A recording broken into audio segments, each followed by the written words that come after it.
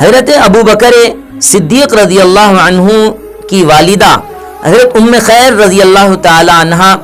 تقریباً 39 صحابہ کرام کے اسلام قبول کرنے کے بعد اسلام لانے والی صحابیاں ہیں۔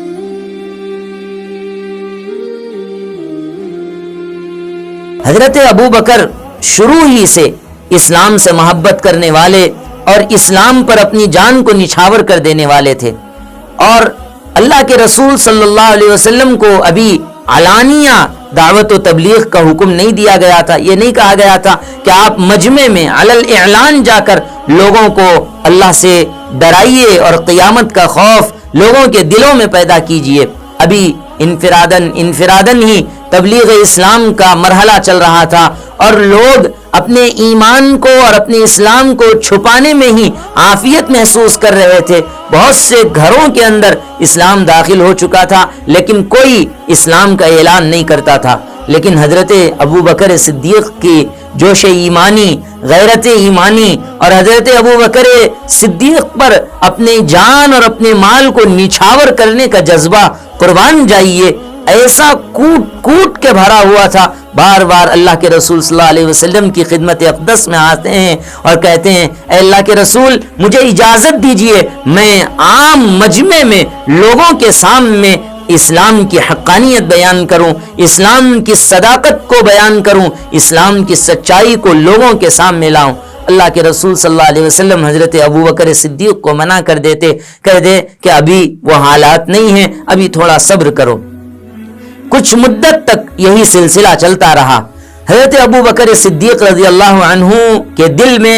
ایمانی جذبہ اور بڑھتا گیا، ابھرتا گیا، اور ایمانی ولولہ ان کو ہمیشہ اس بات کی مہمیز لگاتا رہا کہ تم کب تک اسلام کی حقانیت کو چھپاتے رہو گے، جاؤ جا کے اسلام کے بارے میں لوگوں کو بتاؤ۔ پھر ایک مرتبہ اللہ کے رسول صلی اللہ علیہ وسلم کی خدمت میں آئے اور اصرار کے ساتھ کہنے لگے، اے اللہ کے رسول مجھے اجازت دے دیجئے اسلام کی حقانیت میں لوگوں کے سامنے عام کروں۔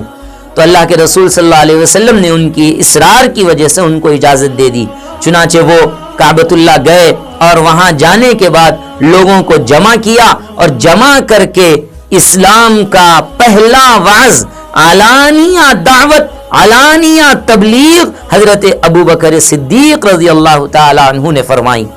لوگوں سے کہا کہ دیکھو تم جن معبودوں کی پرستش کر رہے ہو یہ غلط ہے، اللہ ایک ہے، اس کی بندگی کرو، اس کی عبادت کرو۔ جب اسلام کی حقانیت بیان کی اور اسلام کے سچ ہونے کو بیان کیا اور کفر و شرک کی مذمت کی تو کیا تھا، لوگوں کا غصہ ٹوٹ پڑا اور لوگ غصے میں آ کر حضرت ابو بکر صدیق رضی اللہ عنہ کو مارنے لگے، بہت زیادہ مارا، حتیٰ کہ حضرت ابو بکر صدیق رضی اللہ عنہ بے ہوش ہو گئے۔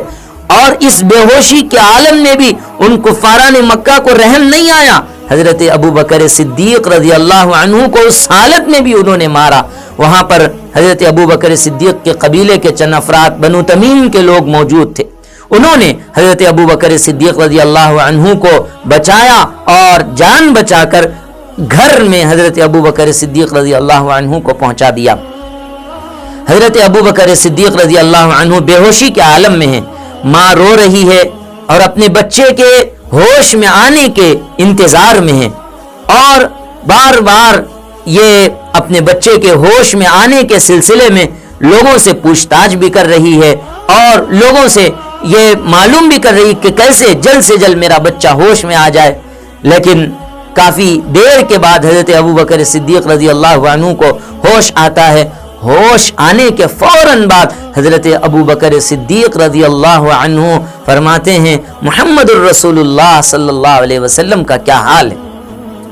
لوگ جو وہاں پہ کھڑے حضرت ابو بکر کے ہوش میں آنے کا انتظار کر رہے تھے وہ وہاں سے چلے جاتے ہیں، ارے تف ہے تم پر، جس کی وجہ سے تم کو اتنا مارا گیا، اتنی اذیت دی گئی، تم ہوش میں آنے کے بعد پھر انہی کا نام لے رہے ہو، جاؤ تم سے تمہاری کوئی خبر گیری ہمیں نہیں کرنا ہے۔ لوگ ناراض ہو کے چلے جاتے ہیں، لیکن حضرت ابو بکر صدیق کی والدہ وہیں حضرت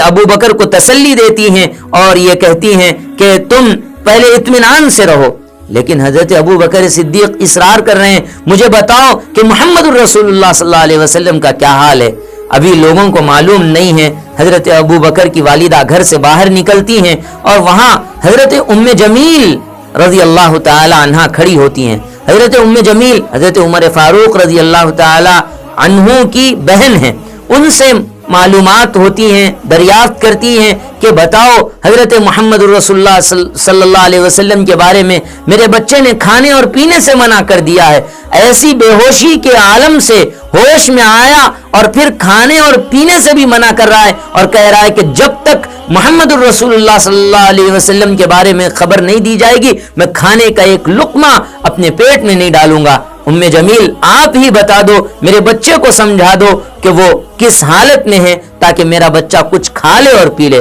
حضرت ام جمیل اور حضرت ام خیر دونوں گھر میں تشریف لاتے ہیں اور حضرت ابو بکر صدیق رضی اللہ عنہ کو اللہ کے رسول صلی اللہ علیہ وسلم کے بارے میں بتاتے ہیں کہ وہ خیر اور عافیت سے ہیں، دار ارقم میں حضرت ارقم ابن ابی ارقم کے مکان میں موجود ہیں۔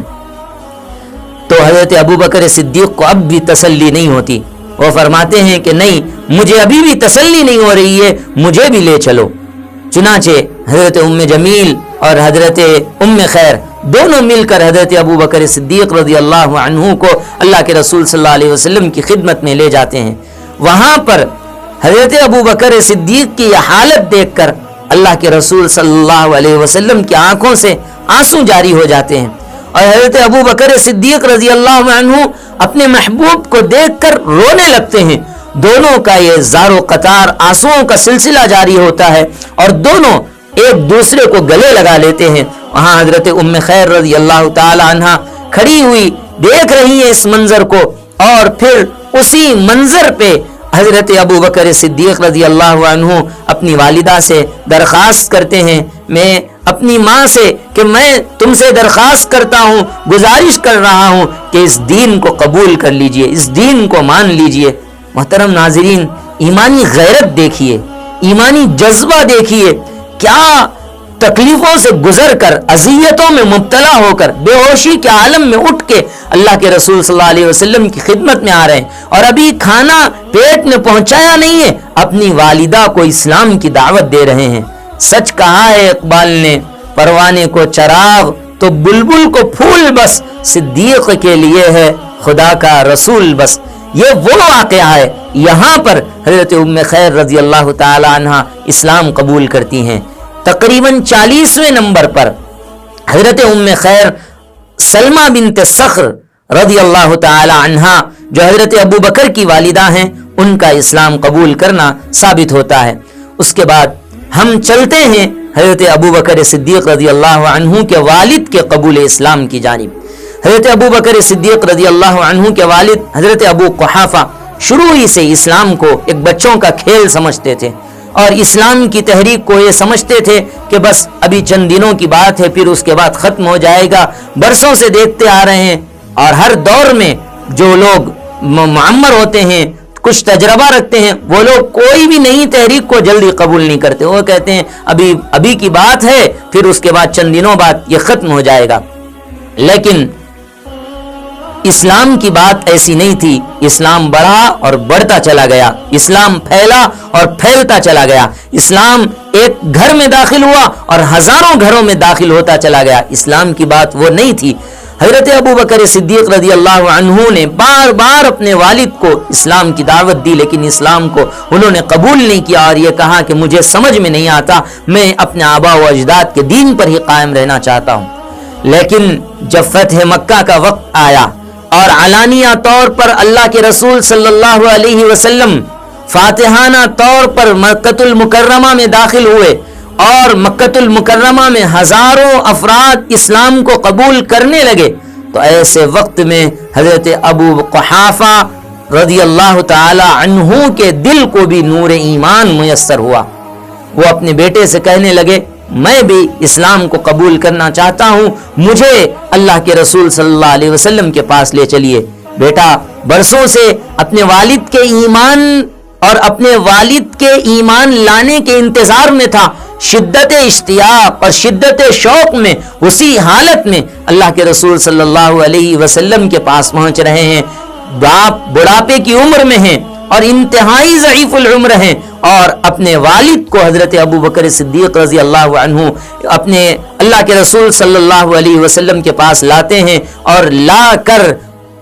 یہ کہتے ہیں کہ میرے والد اسلام قبول کرنا چاہتے ہیں۔ یہاں پر محترم ناظرین غور کیجئے، اللہ کے رسول صلی اللہ علیہ وسلم نے کیا کلمات ارشاد فرمائے،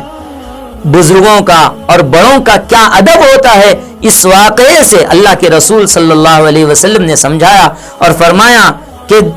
ابو بکر تم نے اپنے والد کو کیوں زحمت دی، کیوں انہیں یہاں تک لے آئے؟ اگر مجھے کہہ دیا ہوتا تو میں چل کر تمہارے گھر آ جاتا، وہاں تمہارے والد کو کلمہ پڑھا کر مسلمان بنا دیتا۔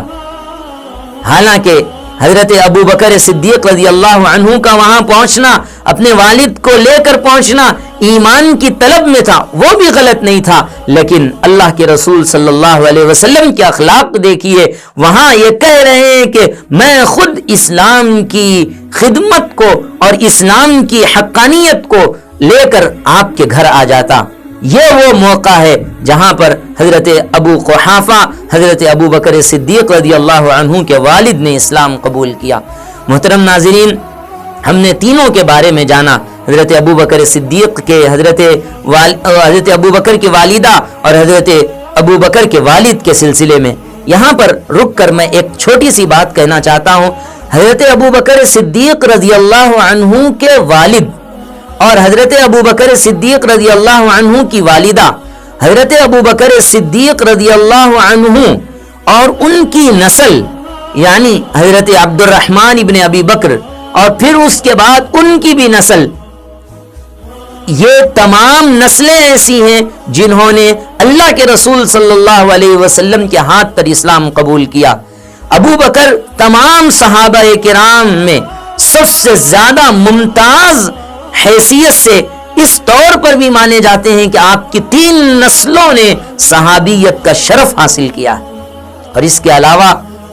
آزاد مردوں میں سب سے پہلے اسلام قبول کرنے والے پوری امت کے نزدیک حضرت ابو بکر صدیق رضی اللہ تعالی عنہ ہیں۔ اللہ تعالی ہمیں حضرت ابو بکر صدیق رضی اللہ عنہ کی سیرت سے فائدہ اٹھانے اور اس کو اپنی زندگی میں لا کر اپنی زندگی میں بھی خیر و برکت کے پیدا کرنے کا ذریعہ بنائیں۔ آمین یا رب العالمین۔